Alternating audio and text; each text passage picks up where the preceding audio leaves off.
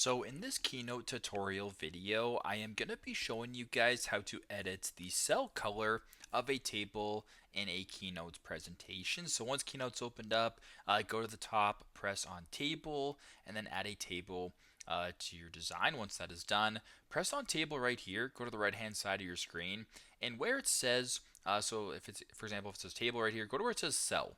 Now where it says cell, if you were to go ahead and press on a cell right here, you can change the color of this to whatever. So if you wanted to make this one blue, for instance, you can do that. If you wanted to make this one red, you can go ahead and do that.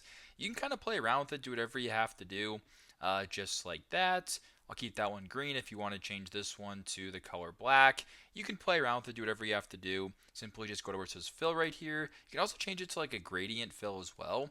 If you want to change the gradient right here, you can do that. Whatever the case may be, it is completely up to you. So very simple, very straightforward, but that is how to edit the cell color of a table here on Keynote. Thanks again for watching, and I hope this video helps.